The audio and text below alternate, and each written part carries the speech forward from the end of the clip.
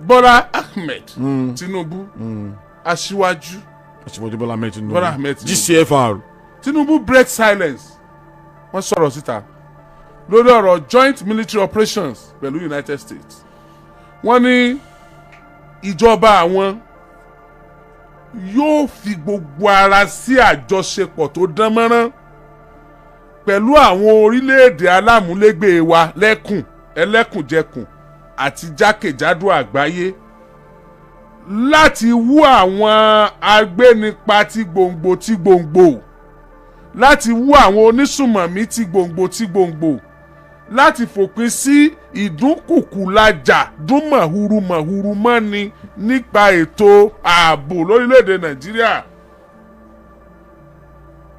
àwọn ó sì wá sí eléyìí ó ṣàgbéga fún ètò ọrọ̀ ajé orílẹ̀‐èdè. ọ̀rọ̀ gidi wọ́n sọ ṣé wàá mọ̀ pé ní ẹkùn ìwọ̀ oòrùn Áfíríkà tá à ń pè ní West Africa orílẹ̀‐èdè márùndínlógún ló wà ń bẹ 15 countries ló constitute West Africa.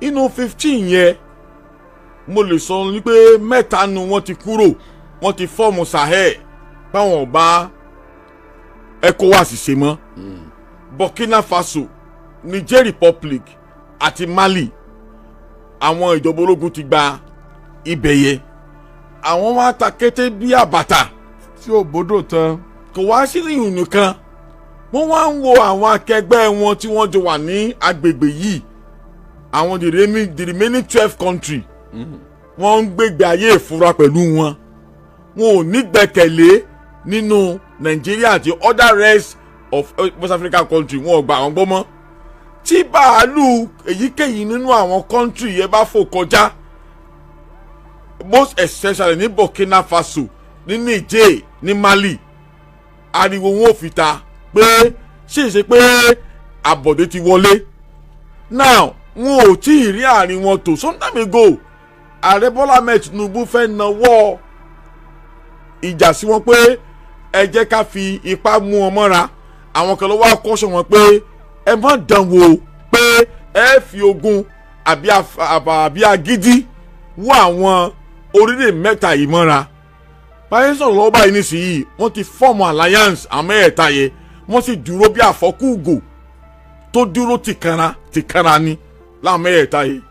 now àwọn agbésùmọ̀mí sì rèé nígbà wọ́n ti rí i pé àárín àwọn orílẹ̀-èdè mẹ́ẹ̀ẹ́dógún tó wà ní ìwọ̀ oòrùn Áfíríkà ò gúnrégé tó dáadáa ok wọ́n ń lo advantages yẹn láti máa fi ṣe jàǹbá tó lọ́wọ́lọ́wọ́ báyìí nísìnyí àwọn orílẹ̀-èdè mẹ́ta yẹn péré ló ń bára wọn sọ̀rọ̀ bó láìpẹ́ yìí mo rí pé arákùnrin tó wà ní Burkina Faso Traoré ó hùwà kan tí ó jẹ́ ìwúrí fún mi ìgbà tí ó ní pé àwọn ọmọ ogun Nàìjíríà kan wá sí ọ̀dọ̀ òun gẹ́gẹ́ bí àmì tó sì mú wọn mọ́lẹ̀. gbẹ́sẹ̀ lé báàlù wọn. ó gbẹ́sẹ̀ lé báàlù wọn ó gbẹ́sẹ̀ láwọn náà. wọ́n ti ẹ̀ mọ́lé.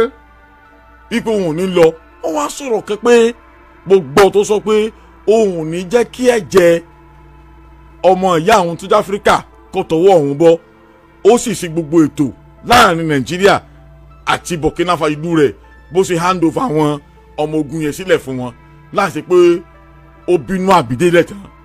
now the point is now this tá a bá ń rírú àwọn èèyàn bẹ́ẹ̀ níwọ̀ oòrùn Áfíríkà tí wọ́n ń fi òye àti ọgbọ́n orí ṣìṣàkóso láàrin wọn bẹ́ẹ̀ ó ti fi hàn wípé West Africa ní development because ogun terrorism ò ṣe é jájà ẹ jẹ́ ká sòtọ́ ọ̀rọ̀ fúnra wa because àwọn agbésùnmọ̀mí cross láti border kan sí border míì láti ṣiṣẹ́ ibi tí ẹ bá sì mójútó alábàgbé yín pé kó má fogun jà yín kó má kó tiẹ̀ bá yín kò sígbà tí wàá lóòní máa dé now ẹnìkan wà lẹ́gbẹ̀ẹ́ ilé rẹ̀ àbí lẹ́gbẹ̀ẹ́ ilé rẹ̀ ó ń wà tí ò dáa fàpẹ̀rẹ̀ ni o ọwọ́ akáwọ́ gbéra yóò kàn án òun wò ní ẹ̀kú tó kò tí ì súnmọ́ ọ kó tó di pé yóò gbé wàhálà wá káwọn mọ̀ọ́mọ́ lé lóhùn ti dìde pé wá o ohun tó ń dáwò àbílẹ̀ tó ń sun àbí nǹkan tó ń ṣe lókèrè yẹ yóò pa àmì náà lára o òun ti tè pariwo fún un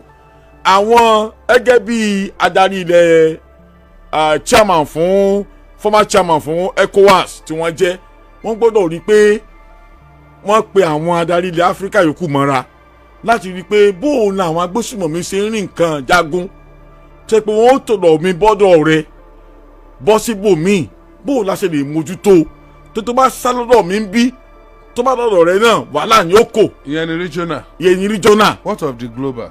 global wa ni pé ẹni terrorism ti kúrò ní nǹkan regional nìkan ó ti di global agenda global idea táwọn kan sì ń sponsor ẹ̀ now ó ti kú láwọn Africa nìkan àwọn kan wà pé wọ́n lágbàáyé pé terrorism global terrorism àwọn ń finance ẹ̀ now in that regard Nigeria ò gbọdọ̀ dádúró ECOWAS ò gbọdọ̀ dádúró ó gbọdọ̀ extend tentacle ẹ̀ sí àwọn àjọ àgbáyé míì náà pé ẹ wá o ogun yìí ogun tá a jọjà ni o kìí sàwọn nìkan bí làájà o because tẹ́ ẹ bá ní pé ká máa jàjà ń bí tá a bá ṣẹ́gun ti bí tọ̀hún yẹn náà to spill over wá sí bí ó ti di joint assignment joint business tá a gbọ́dọ̀ wage counter terrorism láti rí pa àfẹ̀yìn Ìgbésùmọ̀mí balẹ̀ torí pé kí ni Ìgbésùmọ̀mí ti kó ní nǹkan regional ó ti di nǹkan global agenda tí àwọn kan ti gbé kalẹ̀ láti máa fi fòró orílẹ̀-èdè àgbáyé wọn ò gbọ́dọ̀ wòran wọ́n gbọ́dọ̀ ṣiṣẹ́ pọ̀ ni wọ́n gbọ́dọ̀ ṣiṣẹ́ pọ̀ ni. ààrẹ ti ń sọ táàrẹ ń sọ sí ni pé. ààrẹ Bọ́lá Ahmed Tinubu. ọ̀rọ̀ United States of America tí wọ́n wá pé àwọn fọwọ́ sí àwọn làwọn jọ mọ́ that's the. ṣe mọ̀ pé tí ara ilé èèyàn bá fẹ́ sọ̀yàn ló kọ tí ò jẹ́ téèyàn some time ago ààrẹ Donald Trump ó place Nigeria under country of particular concern ààrẹ Bọ́lá Ahmed Tinubu sì mọ àtàwọn tó jólóye káàkiri àgbáyé wọ́n mọ nǹkan tó túmọ̀ sí láti declare country ní country of particular concern ìdẹ́yẹsí á wà sí wa gan àti pé nígbà tí wàhálà yẹn bẹ̀rẹ̀ ààrẹ Donald Trump sọ ọ̀rọ̀ tó le gan ságbàáyé pé àwọn ò gbégbèsè tó jẹ mọ́ ogun láti bẹ̀ Nàìjíríà wò náà ìdánìgà ó wá rí pé táwọn ọba tètè fọwọ́sowọ́pọ̀ pẹ̀lú ilẹ̀ Amẹ́ríkà á dàbẹ̀ ni pé ìjọba ló ń ṣe àtìlẹ́yìn fún àwọn agbésùmọ̀mí now wọ́n ti wá rán before kúrú ní pìṣẹ̀lẹ̀ ìṣẹ̀lẹ̀ o wọ́n rán àwọn aṣòfin l'Amẹ́ríkà wá síbí rímọ̀ gbogbo wọn wọlé wá láti wá ṣe fact finding mission wípé ṣé Ìgbésùmọ̀mí bò ló ṣe tó wọ́n sì lọ jẹ́ àbọ̀ fún ilé ìgbìmọ̀ aṣòfin l'Amẹ́ríkà torí mo wo congress wọn debate yẹ tí wọ́n ń tún kó sì sàn pé kí lẹ bá bọ̀ níbi tẹ́ ẹ lọ.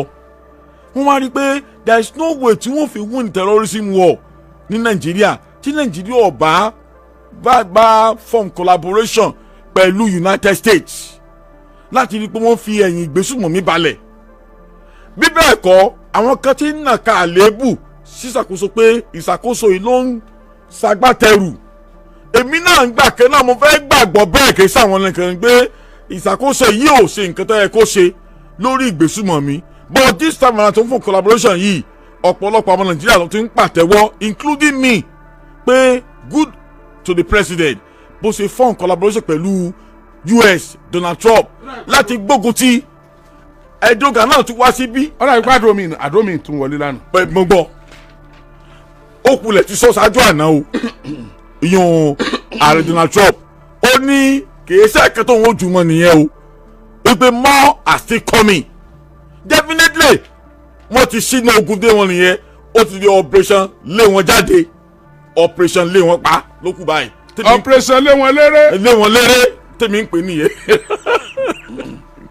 torí wọ́n ti wọ Ondo 39 ọ̀jẹ̀ náà wọ́n bá lóńdó láwọn tó jẹ́ agbésùmọ̀mí operation lé wọn jáde ló kù báyìí operation lé wọn léré greatest pa wọn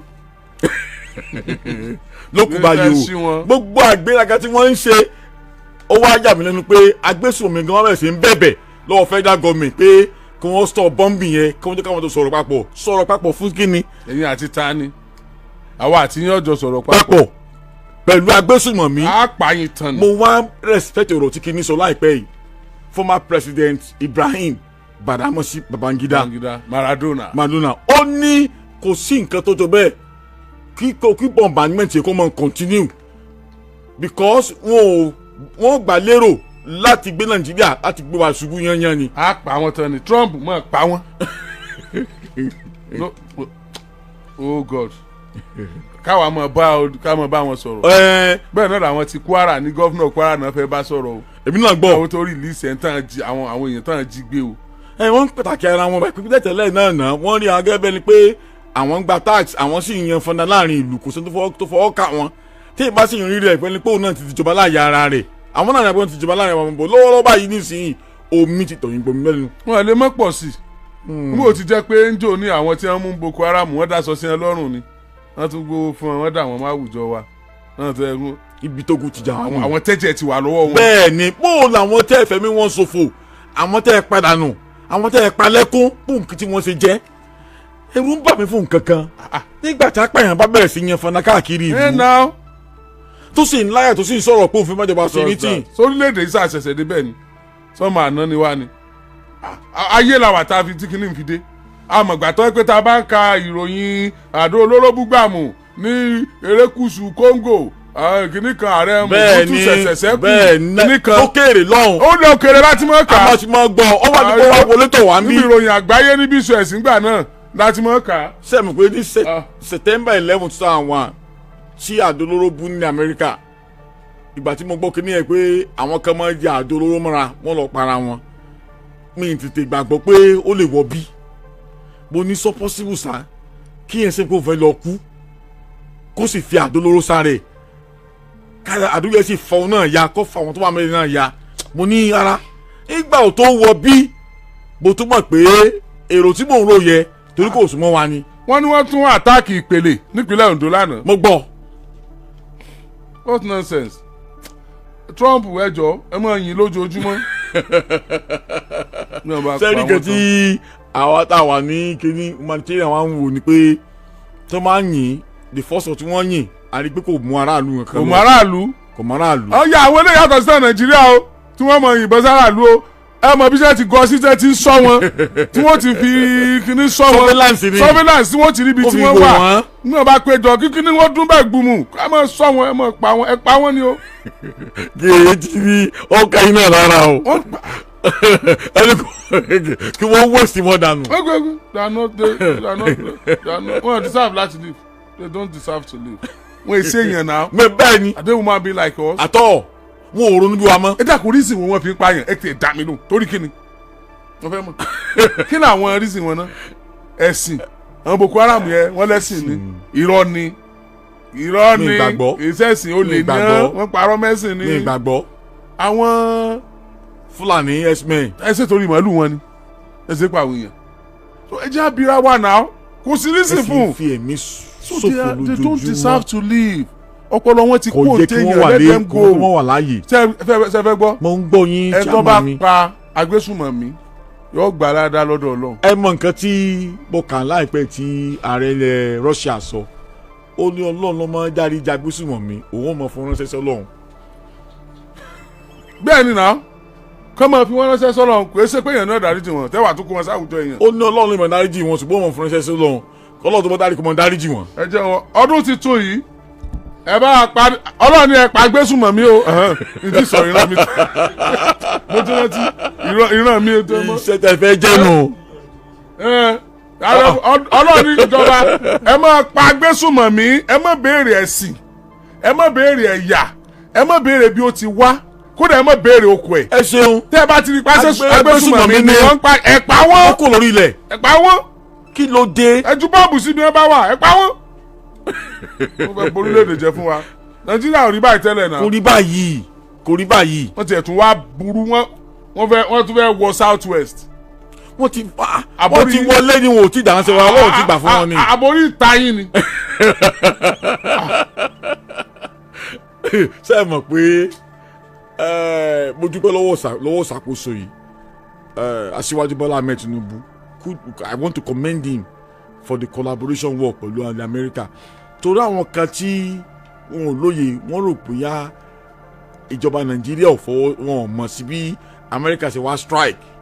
ẹ bá ṣe bẹ́ẹ̀ yóò gbà ládàá ẹ bá ṣe bẹ́ẹ̀ yóò gbà ládàá ẹ bá ra Agbésùmọ̀mí ẹ mú wọn kú òun lẹ ẹ bá ṣe bẹ́ẹ̀ yóò gbà ládàá. tẹ bá alágbésùmọ̀mí. ẹ mú wọn kú ò nílẹ̀ ẹ bá ṣe bẹ́ẹ̀ ẹ gbà láàdá orí tuntun nu agbésùmọ̀mí banditi boko haram ẹ mú ọkọ lẹ̀ tí máa ti tó pé ẹ pa wọn dànù yàmùtù. kò yẹ kó wà láàyè bí kò agbésùmọ̀mí èsè wọn ò ronú bí yàn gidi mọ́ ìrònú wọn ò dá mọ́. àwọn èèyàn ń sáré bí wọ́n ṣe jẹ́yàn bí wọ́n ṣe fọkọ rélẹ̀ láyé bí ìlú ó ṣe dùn bí kálukú ó ṣe tọ́jú ọmọ ẹ̀ bí ọjọ́ ọ̀la ó ṣe dáa èyí ń sáré bẹ́ẹ̀ ṣe pa. sẹ́ni wọ́n ń ta fẹ́ agbésùnmí kan ẹ̀rú sí bà mí ipe sẹ́yìn náà sì nílé ọmọ kékeré ọ̀dọ́ ni ó ti wá jingiri ó ti fọ́ọ̀mù tíìmù títí ẹ̀. imagine. òun tiẹ̀ tún wá ṣe yànga pé tó bá tún pààyàn tán òun tún mọ kẹnu bẹ jẹ́ wọn mú. oye wọn sì pa níbẹ̀ níbo rẹ wá níbo ló ń tọ̀ wá wà báyìí. mo wá wò pé síbílẹ̀ lè wá interview ẹ̀ tó sọ̀rọ̀ bí eléyìí tí kò lè mọ èèyàn ọkàn dúró ni. àwọn èèyàn wà níbi tí wọ́n ti ń jọ́sìn ẹ lọ yin nǹkan síbẹ̀. bẹ́ẹ̀ ni. wọ́n wà níbi tí wọ́n ti ń sin lọ́wọ́. òfò mi sì ṣẹlẹ̀ ẹ lọ yin nǹkan bẹ́ẹ̀. àwọn àjòkó and discuss. àwọn dìbò lè rọrùn wọn pé ṣe ká prosecute wọn. sometime ago also 400 financial àwọn Boko Haram. pa wọ́n dànù. kí ni wọ́n ń dúró ṣe. ẹ bẹ́ẹ̀ tiẹ̀ mọ́ bí wọ́n léèrè. kílẹ̀. àníkẹ́ mọ́ bí wọ́n léèrè gan kankan mọ́ tó bá ti rí wọn kẹ́sà mọ́ pa wọ́n. you see ẹ mọ iṣẹ́ tí pípa yẹn ó ṣe o ẹ tó fẹ́ ronú pé òun fẹ́ ṣe bẹ́ẹ̀ yóò ti mọ̀ pé wọ́n pa òun ni wọ́n mọ̀ dínkù. bẹ́ẹ̀ni. bá a ṣe ń dáríjì wọn yẹn wọ́n ń pọ̀ sí. wọ́n ń pọ̀ sí ni dáṣọ sí wọn lọ́rùn wọ́n náà tún wà nù sójà. bẹ́ẹ̀ni but chairman ẹ jẹ́ wá wò báyìí tá a bá lo kinetic láti fi dí pẹ̀lú wọn ìyẹn tá à ń sọ lọ́wọ́ báyìí kí ìjọba Amẹ́ríkà àti ìjọba Nàìjíríà kí wọ́n apply no kinetic náà tí mo mean ni pé àwọn tí wọ́n ń fowó ṣàtìlẹ́yìn. ẹ ṣeun kí wọ́n pa àwọn náà ni. kí wọ́n wá wọn kàn. tó bá ṣe gọ́ọ̀nà kí wọ́n pa tó bá ṣe sẹ́nitọ̀ kí wọ́n pa tó bá ṣàárẹ̀ tó ti àwọn agbésùnmọ̀mí lẹ́yìn àwọn kò deserve láti ní òun fowó ti àwọn agbésùnmọ̀mí lẹ́yìn agbésùnmọ̀mí náà lọ náà. ó ní náà wọ́n pa wọ́n ẹ bá mọ ibi tí wọ́n wà tó mọ ibi tí wọ́n wà wọn kàn pa. ṣe wá ń túmọ̀ sí wípé. ẹ ti bá ń gbowó lọ́dọ̀ wọn tí wọ́n máa fowó rán sí wọn kí wọ́n pa. ẹ bá wa sọ pé bó ṣe ń sọ. iṣẹ́ Ọlọ́run lèmi jẹ́ fún yín o. báwo yẹn. ó bá wù yẹn tẹ̀lé wọ́n tẹ̀lé ni wọ́n tẹ̀lé ni ṣé mọ̀ pé nǹkan tẹ́ wá kó wọ́n pa ọ̀hún ẹ̀ ń pè pé iṣẹ́ ìwádìí tí Reverend Father Governor Benue State ṣe tó gbé panel kalẹ̀ tí wọ́n sì compile orúkọ àwọn tó ń ṣàtìlẹ́yìn fún agbésùnmọ̀mí nínú iṣẹ́ ìwádìí yẹn gbogbo àwọn orúkọ tó wà mí kí wọ́n pa wọ́n nù. pápátá kí wọ́n kú.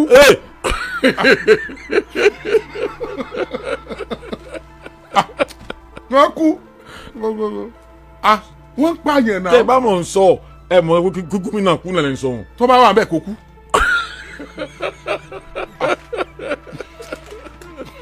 kí lè. wọ́n ló tuntun lèmi wá yó.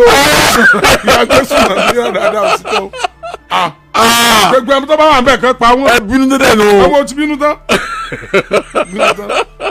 inú Ọlọ́run ò dùn sí àwọn tó ń pààyàn inú Ọlọ́run ò dùn sí orílẹ̀-èdè tó bá ti ń ta ẹ̀jẹ̀ sílẹ̀ ẹ̀jẹ̀ aláìṣẹ̀ kí ló dé ẹni tó bá yẹ pé kó máa mu ẹ̀jẹ̀ èèyàn kó máa tẹ̀jẹ̀ aláìṣẹ̀ sílẹ̀ ni ẹ pa wọ́n ẹ jẹ́ wọ́n máa lọ Ọlọ́run ó tún wọn dá ẹranko ló máa ń ṣe bẹ́ẹ̀ kò séèyàn wọn they don't deserve to live láàwùjọ èèyàn. bẹ́ẹ̀ ni. àbúrò láti mọ ẹ̀ka sórí wọ́n pa àyàn yìí kan báyìí lónìí ẹ lọ wo ìta gbé wá lánàá yìí lọ ní táwọn obìnrin yẹn ń sunkún wọ́n ti jọkọ̀ àwọn gbé o wọ́n jọkọ̀ àwọn gbé o wọ́n dẹ̀ tún náà wọ́n. wọ́n tún náà wọ́n ní government house ọkùnrin tó náà wọ́n gẹ́gẹ́ ogun ẹ̀ṣẹ̀ kúre house bẹ̀ sí ń kẹ́gbà bo wọn àwọn tó wá fẹ́ wọnú hàn. gbogbo ẹ̀ tó àwọn tí ń gbowó lọ́dọ̀ wọn tí ń bá wọn sọ̀rọ̀ wọ́n mọ̀ wọ́n dáadáa ẹ̀sùn wọn mọ́bì kan. àwọn tó ń fẹ́ helicopter lọ gbójọ fún inú gbó kàn pa wọn náà dànù. everybody tó bá ti ní ṣe pẹ̀lú Igbesumomi ẹ pa wọn ẹ jẹ́ káwọn tó bá kù èèyàn gidi tó bá kù tó lè ronú dáadáa tó lè ronú tí nǹkan bẹ́ẹ̀ ń bì yìí kó mọ gbáyé ẹ pa wọn dànù. Trump ò ní sórí ibú. ààrẹ Bọ́lá Tinubu ò ní sórí ibú ààrẹ Bọ́lá Tinubu àwọn náà ṣe èrè gan tó fọwọ́ sọ pé pẹ̀lú Trump láti gbógun tàwọn Igbesumomi. ààrẹ Bọ́lá Tinubu ayé tí yín náà ní bàjẹ́ ẹ túbọ̀ sílẹ̀kùn fún Trump afẹ́ mọ gbọ́ bọ́ǹbù lójoojúmọ́ bọ́ǹbù lójoojúmọ́ káwọn Igbesumomi yẹn they are criminals they are animals they are not human beings like us they are not human being bọ́ǹbù yẹn inú mi dùn ni mo kígbe nígbà mo rí dànù pé happy new year inú mi dùn o ẹ tún yìí kan sí ẹ sáàmù sọ bí wọn bá wà bẹ́ẹ̀ ṣe sọ wọn kó máa affect aráàlú kó dún gbùrùn àní wọ́n sì tún mọ̀ these people are. wọ́n á tún mọ fídíò. wọ́n tún mọ̀ ṣe fídíò. bẹ́ẹ̀ ni. wọ́n mọ̀ ṣe fídíò wọ́n mọ̀ sọ̀rọ̀ wọ́n mọ̀ lérí. wọ́n mọ̀ lé wọn fọ́ gbáyà kò sí báwọn ò ṣe jẹ́ àwọn àti mọ̀ sọ̀rọ̀ bí ọgbẹ́ pé kò sí nǹkan tó dá wọn lè ṣe fáwọn. Igbesumomi ò ṣe kò yẹ kó wà láàyè o. thank you kò yẹ kó wà láàyè. kò yẹ kó wà láàyè kò yẹ ká Igbesumomi wà láàyè o. sọ pé wọ́n wá yan wọn rí mọ́ o ọ lọ ságbègbè bíi báyìí o àwọn ọmọọṣẹ́ tí ń ṣe o Igbesumomi ni wọ́n ti ka mọ́ káàmpù náà fi pa òun. bẹ́ẹ̀ni kó mọ bá tiẹ̀ lọ. ẹ ti bá ń ta ráìsì tí ń tẹ̀wà tí ń ta yéró tó yẹ pé kò rí aráàlú tà fún mọ́ àwọn Igbesumomi ní lọ tà fún tí ń supply wọn tẹ́ bá wọn bẹ̀ ẹ pa wọn. ọkọ̀ owó tiẹ̀ ló lọ ṣe. sẹ́yìn ẹ̀kọ́ ẹ̀kọ́ parí síbẹ̀. sọ́nà ìparáàlú ni. tẹ́bí bá pa wọ́n bẹ̀ ń wọ́n á kú òun gbó ó ní òjé bí ó pa wọ́n kú torí owó tó ń mẹ́kì ó ìdáná bẹ́ẹ̀ tinú. edi àǹbá bẹ́ẹ̀ tinú. ìdáná bẹ́ẹ̀ tinú ẹni ó gbé po lọ́jà ọ̀dà rẹ̀ bí ẹni ó gbà lọ́wọ́ ẹ. ẹ kọ́ kìlọ̀ fún kéré pé ẹ wéṣẹ̀ ẹ̀ mọ́ bẹ́ẹ̀. ẹ pa ó ti sùn wá.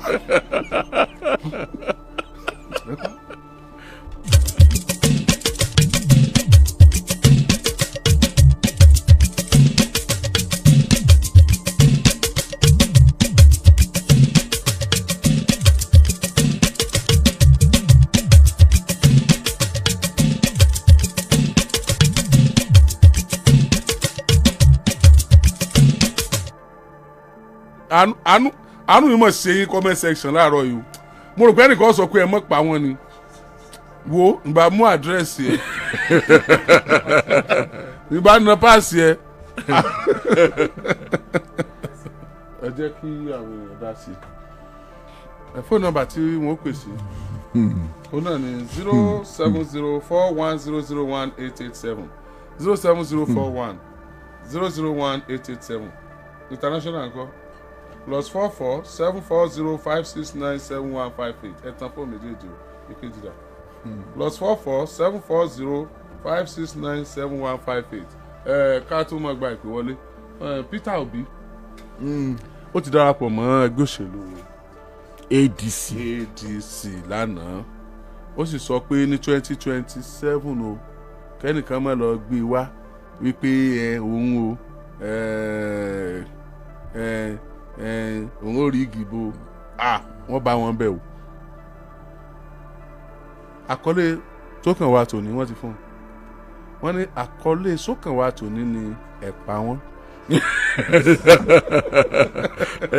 wọn wá kó tán o ẹ̀pà wọn nìkan kọ́ o ẹ̀pà Igbesumomi ni ọkọ tán. tẹ́ bá ti rí Igbesumomi ẹ̀pà wọn kill terrorist. Yes. sẹ́rí ọ̀rọ̀ tí Peter Obi sọ pé ẹ̀rín ẹ̀ pa mí. ẹ̀rín ẹ̀ báwo. ẹ̀rín ẹ̀ pa mí fọlọ́ tó sọ pé wọ́n bá wọn bẹ́ o. ọ̀sáyè fún rígì ni. sẹ́rí tẹ́lẹ̀mí máa ń sọ̀rọ̀ kéé wo bóun ṣe tó. Peter Obi ò kéré nú ayé. ẹ mọ̀ gbẹ̀ kéé wo bóun ṣe tó ìdí tí mo sọ bẹ́ẹ̀ rí tó ní pé wọ́n bá wọn bẹ̀ agbára kí n tí Peter Obi ní. ó ní agbára masses. agbára àwọn èrò agbára kí láràlú ní lórí INEC jù pé táràlú bá dìbò. á ti dúró tì í. kí wọ́n dúró ṣùgbọ́n aráàlú kọ́ lóyún rẹfúrí o kí wọ́n rántí o. àwọn tó sì ń gbá bọ́ọ̀lù lórí fíríjì ìkan wọn náà ń díje ààrẹ náà díje o ààrẹ àwọn gba kọ̀ǹtù ààrẹ federal government ní rẹfúrí sì wà o. láíláí independent. ẹ̀yin náà sọ ẹ rẹ́rìn kí ni ẹ fi rẹ́rìn. gbà tẹ́ rẹ́rìn lọ́ọ́ ló jẹun pọ́s náà. sẹ́yìn ni èmi ni wàá ràn yín. independent mo ti INEC àbí.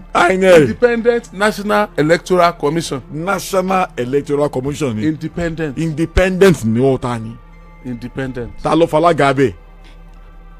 Goodluck Ebele Jonathan was there as president. He was voted out and declared Buhari, and INEC declared Buhari as the winner of the election in the year 2015, despite the fact that he's in charge. ṣé ẹ wàá fi di Mohammed declare Goodluck ẹ mọ̀ sọ pé Goodluck torí Goodluck kì kò yọ ó mú Àtàírù Jẹ̀ga tó sì mọ̀ pé ẹni tí ó fẹ̀yìn wọn balẹ̀ rí táwọn èèyàn sì ké fún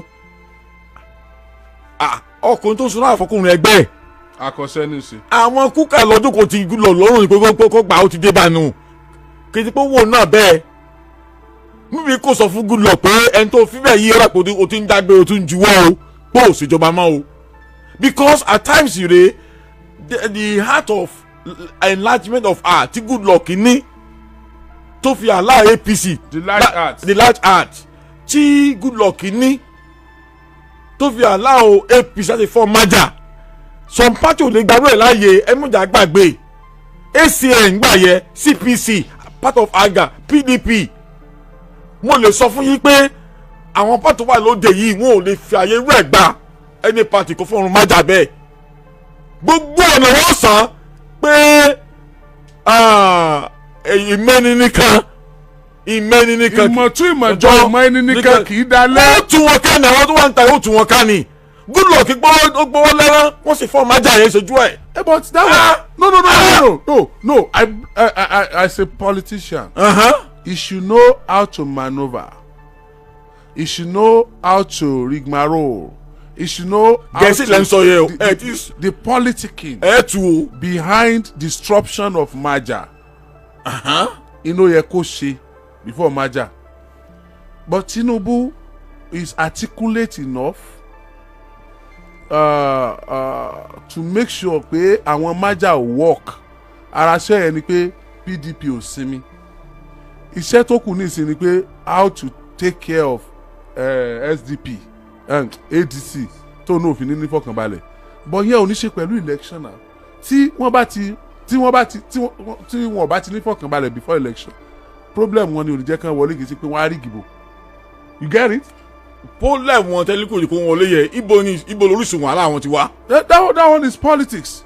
It's good to play. Ṣé bí wọ́n ṣe lọ́sùn nígbà tí Adeleke gba tíkẹ́ẹ̀tì accord tó kàn lọ kóra wọn jọ náà ní nìkan náà ní progress. Àwọn tìyàn lágbájá o ò ní candidate accord wọn o. Nígbà tí INEC dẹ̀ máa sọ INEC ní ẹyẹ ṣeré pa o, you are not recognized. Ẹ tá a mọ̀ òun Adeleke o. So ó tún kù sọ́wọ́ kan tó lọ plan kan mí. So gbogbo tó bá ṣe yẹn, people are waiting for the election day to come out en masse to vote for the candidate of their choice. So after voting for the candidate of their choice, INEC doesn't have a choice rather than to announce the winner for the people. So tí APC bá fọwọ́ lẹ́rán tí ADC fi stand dọjọ́ bò, INEC ò ní choice ju kó announce ADC lọ. Tí ADC ọ̀bá rí ìdíjókòó lọ́jọ́ bò ó tó mọ ní gbáko wọn ní choice ju ká announce ẹ tó bá wọlé lọ. ó tó mọ ní gbá mi. Yes, what assurance ibi tí mo lọ gan nìyí, what assurance do we have that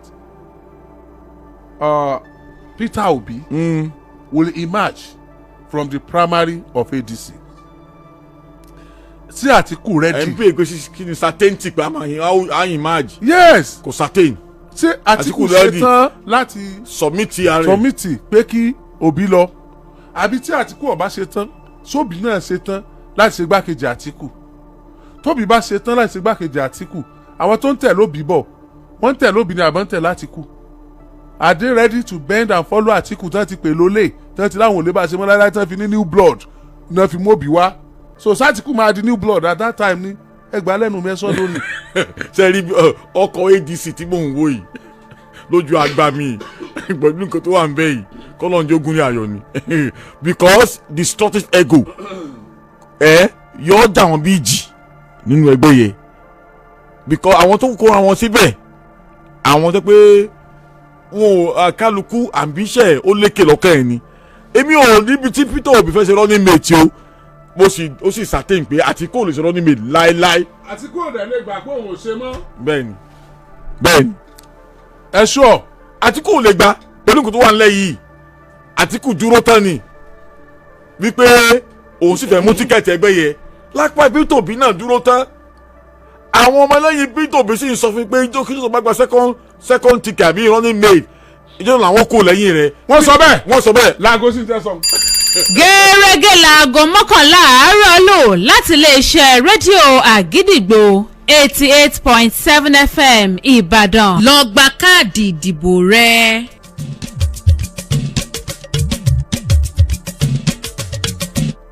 Dáòbí.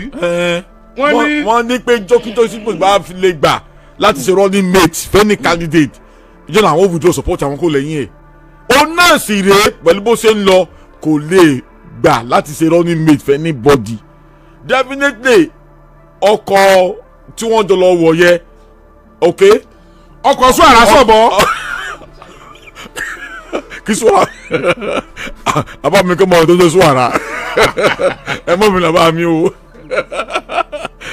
olúwa lọ wọ ọkọ̀ tí wọ́n kóra wọn sínú ẹ̀yẹ Àtíkù Peter Obi ọkọ̀ yẹn ṣé kò ní rì báyìí number one nìyẹn bìkọ́ lọ́wọ́lọ́wọ́ báyìí Peter Obi bó ṣe wà ń bẹ̀ yẹ ó fẹ́ mú tíkẹ́ẹ̀tì ni Àtíkù náà sì rèé òun náà fẹ́ mú tíkẹ́ẹ̀tì ni those are the only two tá a rí o there are still other one tí wọ́n fẹ́ mú tíkẹ́ẹ̀tì but àwọn tó wà obvious nìyẹn kí ló wá fi ascertain pé ambition àti àfojúsùn Peter Obi yóò jọ nínú ADC na ẹgbẹ́ yẹn náà number one tí mo observe ni pé nínú ẹgbẹ́ yẹn ni pé ó ṣe mí láàánú pé àwọn tí wọ́n tẹ̀ fúnra wọn tí wọ́n gbà fúnra wọn àwọn kọ́ra wọn síbẹ̀ and lọ́wọ́ ìgbà tẹ́kọ̀ wọn lè gbà fúnra wọn yẹ ẹgbẹ́ ò ní pẹ́ túká bí mi ṣe rí nìyẹn because ego yóò tu ẹgbẹ́ yẹn ká. Atiku will not spend such money only to become a running mate to Obi. Never. Bẹ́ẹ̀ ni ọ̀pọ̀rọ̀ neither Obi also. Atiku cannot even be a running mate to anyone again. Ó ti vice president. Bẹ́ẹ̀ni. For 8 years. 8 years. So tí wàá tọ́. Ṣé vice president ló tún máa ṣe ni? Vice president tí wàá ṣe ni. Peter Obi kò tí ì ṣe kankan pé kò tí ó ṣe governor ni kò tí ì ṣe vice president or president rí bọ̀ bó ṣe ń bá lọ rí kò ní lọ́kàn bí mo ṣe ń wò láti ṣe. ṣé ẹ realize pé the appreciative percentage of Peter Obi's followers cannot go with Atiku. You are yet sure. Wọn gbádùn Atiku rárá. Bẹ́ẹ̀ni àǹtí mo ti wá rí ni pé àwọn tó ń tẹ̀lé Peter Obi majority of them they are neophytes. Àwọn tí wọ́n jẹ́ ìpẹ́ rẹ̀ nínú òṣèlú ni. Because the reason why I say so. Àwọn tó kàn fẹ́ àyípadà ni kì í ṣe pé wọ́n ní. kì í ṣe pé wọ́n wà ní òṣèlú wọ́n fẹ́ àyípadà ni. ó sú wọn pé káwọn kájẹ try. afẹ́ new blood. and àwọn kì í kan yípadà afẹ́ old wine nínú new bottle. afẹ́ mọ́ afẹ́. now and irú thought tí wọ́n ní yẹn the thought is too narrow. thought yẹn narrow thought yóò gbòòrò tó. pé dada asáǹfà àyípadà ni àyípadà tá a béèrè fún 2015 rèé tá a rò pé magic kò ṣẹlẹ̀. àyípadà tipátipá pé kí PDP sáà máa ń lọ after 16 years. tá a count cost irú àyípadà wo là ń béèrè fún is it positive or negative. tẹ́ bá kàn ń bọ̀ ẹ̀ ṣe pé ẹ sáà fẹ́ gbé Peter Obi lọ́wọ́ by all means. ta ni Peter Obi ìjẹ́ current system yìí tá à ń lò lọ́wọ́lọ́wọ́ báyìí ìjọ lóye kí Peter Obi perform. ẹ kàn sọ pé Obi is not even new blood at all. ara wọn náà ni. ara wọn náà ni àwọn tó wá ń tẹ̀lé lẹ́yìn àkọ́dẹ neophyte ìpẹ́ rẹ̀ òpóǹlò ni wọ́n ní òṣèlú. ẹ mọ̀ ń bú wọn. ìpẹ́ rẹ̀ ni wọ́n náà ìdìbòṣe pẹ́ rẹ̀ rí ìrírí àti àfojúsùn tó gbòòrò láfi yàtọ̀ láàrin ìpẹ́ rẹ̀ àtẹ̀ntó tó ti dojú ojúbọ ní òṣèlú. ẹni tí ò bá ní ìrírí tó gbòòrò ìwà rẹ̀ àti iṣẹ́ rẹ̀ láti pè ní neophyte. àwọn kan ń dàlẹ̀ Peter Obi wọ́n kàn ń dàtẹ̀lẹ̀ lẹ́yìn just because they are desperate pé àṣà ń fẹ́ èèyàn tuntun bẹ̀. ṣé Peter Obi fẹ́ bí magic ni. does he have anything láti ṣe? does he have? kò ní magic tó lè perform. nígbò yẹn tèmi ni o unless tá a bá introduce fiscal federalism tá a ní regional government. Many of Peter Obi's supporters have vowed never to support him if he dare to join Atiku. Ethnicity will play out. Obi will concede to be deputy. tó bá sọ pé òun ṣe deputy ṣé etí àwọn ADC fẹ́ torí ẹ̀ fi ṣe deputy fún tínú wọn dùn pé ń bọ̀ ṣé wọn ó dẹ̀ rí mú délé ilé ológo Peter Obi's followers? Are they following him to become the running mate, or they are following him to become the president of president won't follow him because I interview some of them. President won't follow him running mate. Wow. Mo fọ pé ọkọ̀ EDC yẹ ṣèṣe ní kó máa rì sínú omi. Ṣèṣe ní kókó yẹ máa rì sínú omi torí pé kí ni a di pé kàkà kékeré àkápò ẹ̀gùn ni wọ́n fi ṣe kálukú ọ̀sọ̀rọ̀ tiẹ̀ lọ́tọ̀ọ̀tọ̀ wọ́n fi ṣe gbẹ̀yìn. Àbí àkà kékeré àkápò wọ́n fi ṣe because. ẹ káàbọ̀ sọ́dún drama 2026 ṣé ẹ bá mọ sinimá wò ẹ lọ tún àwọ̀ ojú yín ṣe dáadáa ẹ wò yálà ya fíìmù ẹ wo fíìmù gan o 2026 oh my god season film ni o season film ni o ó jùlẹ̀kùn méje lọ o.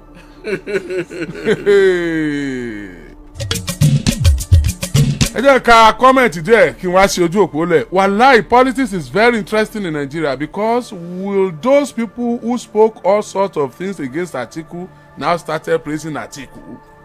Wow. ọ̀rọ̀ tí ẹ̀ fi rẹ́rìn yìí lágbára díẹ̀ o ọjọ́ bí eré kìí ṣeré rárá. Alhaji Oriyomi, inú mi máa ń dùn tí mo bá ti ń gbọ́ ètò yìí from Port Harcourt. Na real dramatic year. Yes, it's going to be dramatic. Happy New Year. Rotimi Amechi náà dúró tán. Ǹjẹ́ ADC tí ẹ mọ̀ pé APC wà lára àwọn tí wọ́n ránṣẹ́? Gbogbo ilé tí wọ́n á gbà yọ èyí tí. Ǹjẹ́ ADC gbà pé APC wà nínú àwọn tí wọ́n ń pàṣẹ ẹgbẹ́ ADC lónìí tó yẹ pé wọ́n ránṣẹ́ ni? Wọ́n mọ̀. Wọ́n á mọ̀. Ǹjẹ́ wọ́n dún tọ̀ mọ̀? Wọ́n lè mọ̀ wọ́n tán. Wọ́n mọ̀ wọ́n ṣùgbọ́n ta ló tọ́ka wọn jáde. Wọ́n lè mọ̀ wọ́n o. Kò sí ohun tó ń gbá géèmù ní ẹ mọ̀ wọ́n. Wọ́n lè mọ̀ wọ́n. Àyàfi tó bá jọmọ kékeré olóṣèlú yọ wọ́n mọ̀ wọ́n. Ẹ jẹ́ ìmọ̀ tó fi ní mọ̀ wọ́n. Is Atiku qualified to run as vice president constitutionally after 8 years? He has ruled for 8 years as a vice president. Èmi ò rí profession òfin kankan mi tí ì ká tó ní pé kò lè rọrùn. Mi tí ì ká. Say president dey run for again after 8 years. Kò possible. Wọ́n sì jọ fún John ticket ní definitely kò lè rọrùn mọ́. I take my mic. Yay! Wọ́n jọ fún John ticket ní kò lè rọrùn mọ́. Ayaya. Yay! Create Sokanwa group o. Tí ẹ ti máa join wa. Nínú Sokanwa group yẹn, ẹ máa drop opinions yín lórí matters àtàwọn ọ̀rọ̀ kan tẹ́ ẹ fẹ́ ká gbé yẹ̀wò tá a máa jù síta. À ń kéde léyìí. Yẹ fine o. Fantastic. I'm gonna create Sokanwa group. I stand on the fence, you don't look. I read in. Yes, this is Arsenal year to carry trophy. Oh, this is Arsenal year to carry the Premier League and Champions League. And me, 2026 for everybody's breakthrough. And miracle. I learned Atiku cannot run for vice president again. We will see if ADC is real opposition after their primaries. What we are seeing now is just politicking. Yes. Ekpele umami. Okay. That is very good. Dákínì padà síbẹ̀. Ó yá jẹ́ nǹkan message díẹ̀ sí. Ẹ bá mi sọ̀rọ̀ lọ. Ẹlẹ́fẹ́ join ADC. Okay, mo gbà. That would be a great idea. I would like to join. That is good idea. Sokanwa group. Yes, I love to be in Sokanwa group. I love that idea. Alhaji Oriyomi, you look good this morning. Ọdún tuntun ni. Sẹ́là ló gbé wọn wọlé. Sẹ́là ni o. Ẹ̀yin ò look good. Ọlọ́run ò ní yọwọ́ Sẹ́là kúrò láyé yìí sẹ́. Oh, Sẹ́là Remit. Tẹ́ ẹ̀ bá tí download ẹ lọ download SELA. Sẹ́là Remit. Aago tí mo máa ń lù dà. CELA. Sẹ́là. Sẹ́là ni o. Yes. Okay, sir. The document about the Sẹ́là remit is not approved. Ó máa approve yẹn, má worry. Ó máa approve ẹ̀. Gbogbo ẹ̀yin tẹ́ ẹ wà ní United Kingdom ẹ jí ẹ má sùn ẹ má jẹ́ kankan náà kándù léyìn lẹ́sẹ̀. ẹ download sẹ́là ẹ download sẹ́là ẹ download sẹ́là sá. ẹ mẹ́ntẹ́ ẹjọ́ ni. ta ni. ẹ̀sọ́. àwọn tó mọ́ ta àkúbè ìṣòjú lẹ́gbẹ̀ẹ́ ọ̀nà. bẹ́ẹ̀ ni nílẹ̀ tó kù. sẹ́ẹ̀ mọ̀ wọn. bẹ́ẹ̀ náà select àwọn tó mọ̀ sí bẹ́ẹ̀ nù. èmi gan mọ̀ bẹ́ẹ̀. ADC kí ni sáré o. ADC's old friends come back. All of them are PDP members initially. kò ṣe kí ọgbẹ́ kan sẹ́lẹ̀ ni wọ́n. Thank you very much. Thank you very much. Element of destination ọ̀hún pa wọ́n kú lọ. It's very good movement. Sokanwa group. Okay, Sokanwa group. Alhaji Oriyomi, wish we your fans for Ghana Happy New Year. Ẹ̀yin tèmi Ghana, ẹ̀yin ní Kumasi, ní Kwesi, ẹ mọ̀ dákọ̀ Ghana. Voter region. Accra.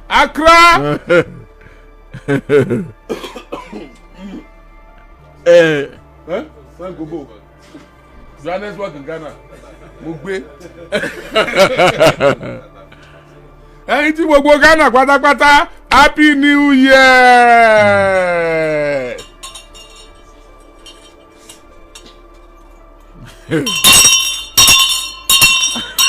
Tí bá kéde kiri tán ẹ máa bẹ tẹ àwọn kò bù mí o. Ẹ mú fóònù yín jáde ẹ download sẹ́là.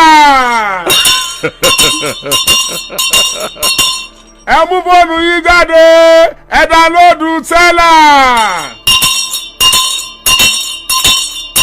Ẹ mú fóònù yín jáde ẹ download sẹ́là Remix. Ẹ máa wo kọ́mẹ̀ntì o wọ́n bù mí. Èmi kan ṣe tí wọ́n bù mí. Ìbú ò jẹ́ nǹkan wọ́n dọ̀ sí nínú.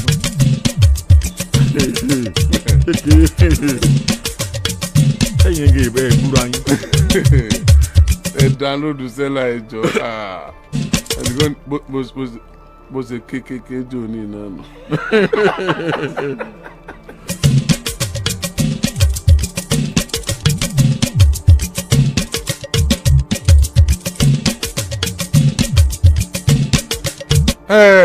Àwọn èèyàn ti ń fi ìfẹ́ hàn láti darapọ̀ mọ́ Sokanwa group.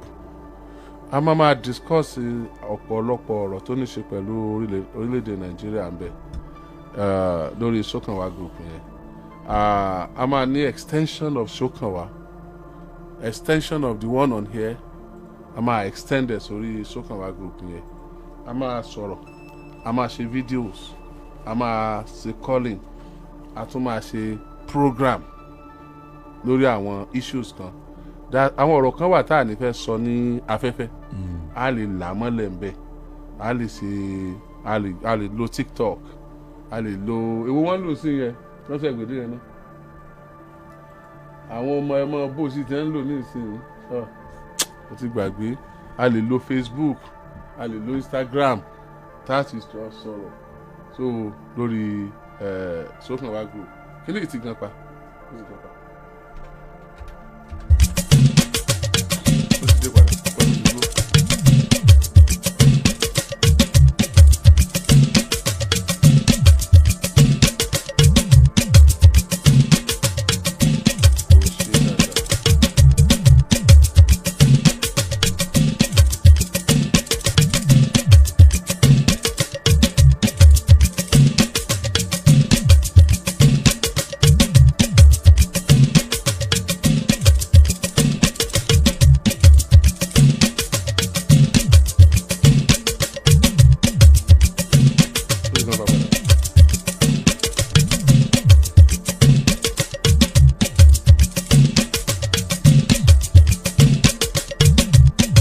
iléeṣẹ́ rédíò Àgídìgbò ń fi àsìkò yìí kí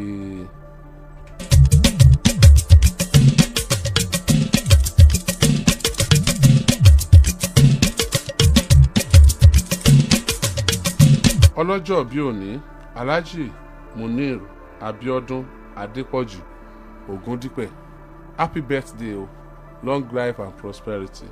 Alhaji Munirudeen Abiodun Adepoju Ogundipẹ ìgbà ọdún kan ni o ẹ̀mí yóò gùn ẹ̀ jẹ́ pẹ́ fún wa bàbá dáadáa ni wọ́n ti ní trend ẹja kúkú lo trend fún sókàn wa ẹja lo trend fún sókàn wa àbí thread ẹja lo trend fún sókàn wa ẹja lo trend fún sókàn wa Stella ni o kò ṣe Stella o Stella gẹ̀ẹ́sì ṣerú ètò ẹ̀kọ́ CELA o lẹ́ ń wò lórí mi so fún di eléyìí ẹ jẹ́ ká gba àwọn èèyàn wọlé Alhaji Muniru Abiodun Ogundipe congratulations long life and prosperity ẹ̀mí yóò gùn fún wa iléeṣẹ́ rédíò Àgídìgbò kí gbogbo ẹ̀yin olólùfẹ́ wa pátápátá ẹ ṣeun bí ojú ọ̀nà ọ̀yá àwọn èèyàn ti gbé wọlé. ẹ kú látàárọ̀. yes sir. láti gbọ̀ngàn bàbá Ibrahim. gbọ̀ngàn olúfi àrògọ̀dìjà. ọkùnrin lẹ̀ ké sí o. sábà o. ẹ jẹjà lórí ọ̀tá yín o. àmín. ọ̀yọ́ ń pè ọ́ ẹ má mi kàn. ọlọ́run ló rán yín. ẹ má bẹ̀rù ọlọ́run ó tì lẹ́yìn o tẹ́ fi rí òkè yẹn gùn. àmín o. àbáríkọ̀lá agbára ọlọ́run. nígbà tẹ́ ń pàtẹ́wọ́ lóru tẹ́ ń pàtẹ́wọ́ gbogbo bí ẹ ṣe rìnrìn àjò àwọn akẹ́mẹ́lá bẹ̀rẹ̀ tẹ́ pàtẹ́wọ́ fún o. ẹ sọ. àpọ̀jọ́ tẹ́ yọ sí gbangba lọ o. ṣùgbọ́n àwọn náà rí àtẹ́wọ́ àrà tẹ́wọ́. ọ̀rá nígbà àwọn olólùfẹ́ wa nílùú gbọ̀ngàn ẹ pàtẹ́wọ́ fún wọn. gbọ̀ngàn olúfi àrògọ̀dìjà. ẹ ṣé o. yes sir. ẹ ṣé Àgídìgbò ní bàjẹ́ o. àmín sir. Àgídìgbò máa tẹ̀síwájú. àmín. Oríyọmí ẹ jẹjà lórí ọ̀tá o. àmín. ẹ jẹjà lórí àwọn ọ̀tá yín. àmín. ọ̀tá ò ní jẹjà lórí yín o. àmín. àwọn agbésùnmọ̀mí ẹ bá ti fọ́ọ̀mù bẹ́ẹ̀ kán mú kán bá ní pàdánù kí ni gbogbo wọn pààyàn lónìí pààyàn lọ́la yìí. lọ́ba tó wọ́n bẹ̀rẹ̀ lọ mú kán bá ní mú wọn. kán ṣe kí ni wọ́n mú kó pa wọn. kán lọ mú wọn kán pọ́n. pa wọn ni mo fẹ́ pa wọn yẹn ni mo sáfẹ́ gbọ́. ẹ wo ẹ̀wọ̀n ló dá fi hàn ní Ìlọrin kí ẹ lọ síwájú ilé gómìnà tó ń nà wọn bẹ́ẹ̀. ẹ bá ní bí gómìnà léèrè kí ló dé ó fi rí bá. ẹ bá ní bí léèrè kí ló dé. ẹ rí pé lẹ́yìn ọmọ eléyìí tọ́ka sí ẹgbẹ́ tẹ́ ẹ bá dìbò fún dáadáa. ẹ ń bá lọ́gbọ́n torí ẹ̀ bá pé dáadáa ẹ wá gba 10,000 dìbò fún mi wá gba 20,000 pé kò lè bọ́ ọdún lè gàjí ìtàn. ẹ dìbò fẹ́ hàn èèyàn wọ́n ń náà yàn wọn ò mọ ká lè ṣe sí. nítorí ilé yìí kọ́ lọ́wọ́ sí lẹ́yìn o ẹ jẹjà lórí ọ̀tá o. Àgídìgbò lè bàjẹ́ o. òṣèlú ń dára bọ̀ ẹ jẹ́ káwọ́ ọmọlúwàbí yàn sí. òṣèlú ń dára bọ̀ ẹ jẹ́ káwọ́ ọmọlúwàbí yàn sí. àwọn mọ̀dàrú wọ̀nyí ò kàn má má delẹ̀ yìí mọ́. àwọn ọbalẹ̀jẹ̀ wọ̀nyí ò kàn má má delẹ̀ yìí mọ́ o. òṣèlú ń dára bọ̀ ẹ jẹ́ káwọ́ ọmọlúwàbí yàn sí. Happy New Year. Dr. Oriyomi. Baba. Happy New Year. Happy New Year, sir. Ọmọdé Ejidiran. Happy New Year. Happy New Year, sir. Adébáyọ̀ Tọ́lọ́níṣẹ́ nínú orúkọ mi o. Ooo láti Calabar kọ́ yẹ. Yes. Àwọn tí wọ́n bá dàn ní. Yes, sir. Mo wà ń bàdàn. Láti Calabar ẹ gbọ́dọ̀ mọ́tò Àgídìgbò ẹ tó lọ o. Ṣé gbọ́? Operation Ẹ̀pà Igbesumomi dànù la wà ní 2026. ẹ sóríire. Operation Ẹ̀pà wọn dànù. Igbesumomi tẹ́ ẹ bá ti rí ẹ ṣe kí ni. Ẹ̀pà wọn dànù. Ẹ̀pà wọn dànù. Wàá ṣe oríire bàbá mi. 2026 ọkọ̀ wa máa balẹ̀. àmín. Inú wa dùn bẹ́ẹ̀ ṣe ṣàlàyé yẹn ń sọ ọkọ̀ wa tún balẹ̀ ju tàtẹ̀yìnwá lọ. Gbogbo wọn tó lọ sí ìpele lọ́wọ́ ọwọ́ ìdá Ọlọ́run máa bà wọ́n. àmín. 2026 lágbára Ọlọ́run Àgídìgbò yóò máa tẹ̀síwájú. àmín. mo ní kí n ti inú àti ìdààmọ́dún kọ́múlédé Jídìran ẹ ṣé o. Yes, sir. ok ó dàbọ̀. Yes, sir. àwọn olólùfẹ́ wa tí wọ́n ń gbọ́ wa nílé Ifẹ̀ Ọlọ́run dá ẹ bá ń pàtẹ́wọ́ fún wọn. wọ́n ń béèrè ni o. wọ́n béèrè ni o. ọ̀yà á parí ní 10:30 11:30 ẹ mọ̀ wọlé. hello. hello. yes sir. ẹ̀rù ẹ pé tó. Yes sir. Alhaji Oriyomi Hamzat. Happy New Year. Happy New Year ẹ pé tó. Yes sir. Ó kọ̀ mí ní Sálímọ́nù owó labí láti Sasa. Láti Sasa Ìbàdàn. Láti Sasa bẹ́ẹ̀ ni o. Ṣé ẹ rí gbogbo ètò tẹ́ ẹ̀ máa ṣe lágídígbò pátá? Àti sọ́kàn wá ni o.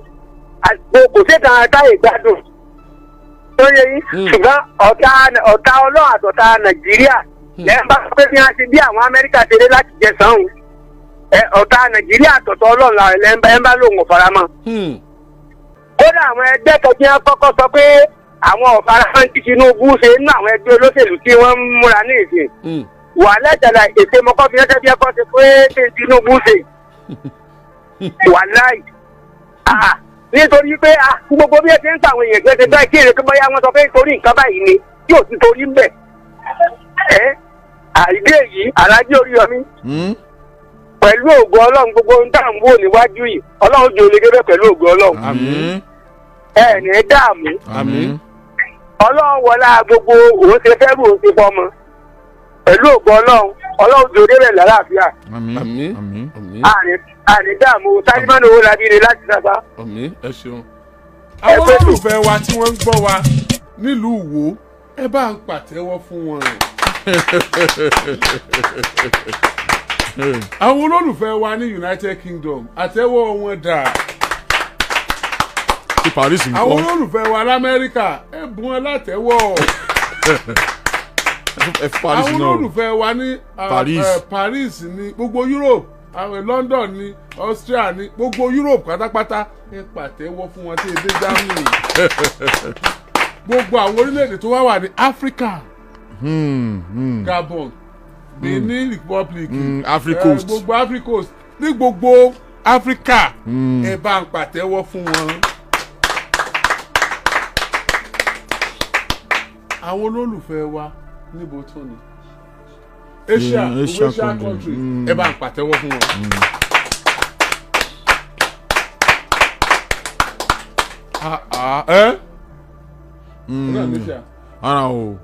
Ara kò ní ìkànnì Asia o. Àwọn ti Arab countries àní ẹ pàtẹ́wọ́ fún wọn.